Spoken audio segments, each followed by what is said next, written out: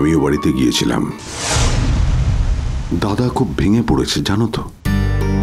আমি বুঝতে পারছি দাদার বাইরে কোনো প্রকাশ নেই। বৌদিও আপসেট, বৌদি তো মা। বৌদি বিছানা নিয়েছে, কিন্তু দাদা যে ভিতরে ভিতরে ভেঙে পড়েছে সেটা আমি বুঝতে পারছি, কিন্তু দাদা এক্সপ্রেস করে না। কিন্তু আমি বুঝি। খুব খারাপ লাগছে জানো তো। সর্বজিৎ তো এত ভালো একজন মানুষ, দেখো কিরকম তার জীবনে এত বড় দুর্ঘটনাটা ঘটে গেল। আর অনন্যাদির কথা তো আমি ভাবতেই পাচ্ছি না। মানুষটা যে কতটা কষ্ট পেল, কতটা আঘাত পেল দেখছি তো সেই কবে থেকে। শুধু ছেলে ছেলে আর ছেলে ছেলে ছাড়া মানুষটার জীবনে আর কিচ্ছু ছিল না। মা তো ওই মানুষটা যে আঘাতটা পেয়েছে সেটা কল্পনাই করা যায় না।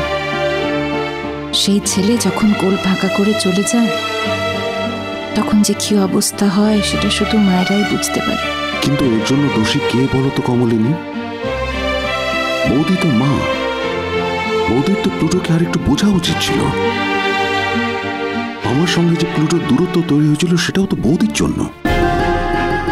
বৌদি প্লুটোর ব্যাপারে বড় একচোখো হয়ে গেছিল, নিজেরটা প্লুটোর উপরে চাপিয়ে দেওয়ার চেষ্টা করছিল। বৌদি যদি একটু প্লুটোর কথাটা বুঝতো। আমি জানি বৌদি মা, বৌদি প্লুটোকে ভালোবাসতো, কিন্তু এই ভালোবাসার মধ্যে না একটা ইগো কাজ করছিল। নিজের ইচ্ছে অনিচ্ছে প্লুটোর উপরে চাপিয়ে দেওয়ার চেষ্টা করছিল। প্লুটোর মনের কথাটা তো বৌদিরই বোঝা উচিত ছিল, তাই না?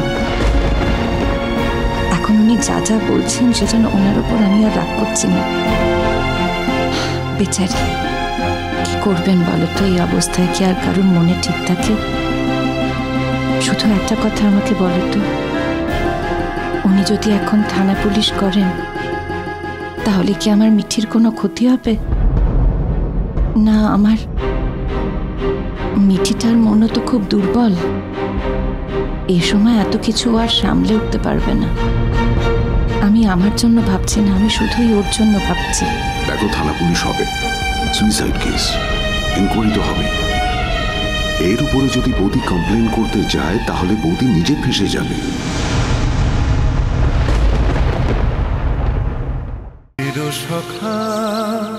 চিরসখা সোম থেকে রবি প্রতিদিন রাত ৯টায় স্টার জলসায় ও জিও হটস্টারে।